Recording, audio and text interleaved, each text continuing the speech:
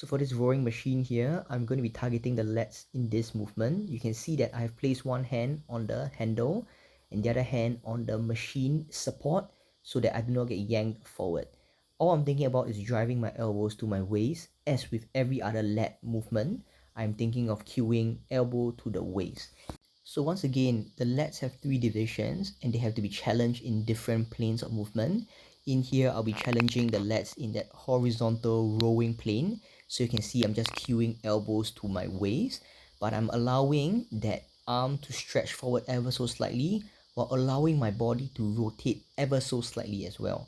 The main point being that I'm keeping my hands on the handle, or sorry, on the support of the machine, as you can see, to ensure that I do not overly rotate.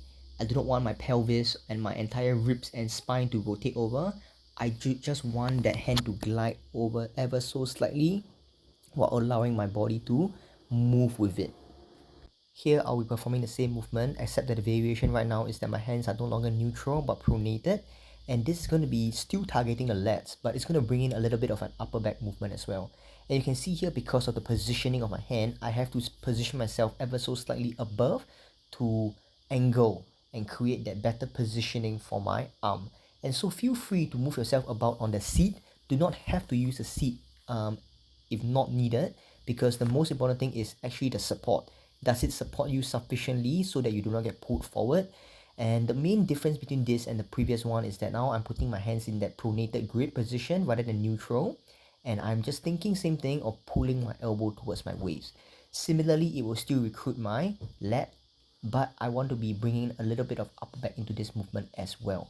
So the main thing here is that when it comes to movement or exercise selection, in here I am doing the same movement, but because of my arm position, it changes the angle, and therefore I have to change myself relative to the arm, and hence I am standing off the seat so that I am better angled and positioning myself better on that support so that I do not get yanked forward, but more importantly, I get a better arm positioning and arm angling relative to my body or torso. So the difference between both is that in the first variation, it's going to be very much more biased to the lats, whereas the second variation, I bring in a little bit of upper back muscles as well. However, in both variations, you want to make sure that you're well anchored to the seat with the other hand pushing against the handle.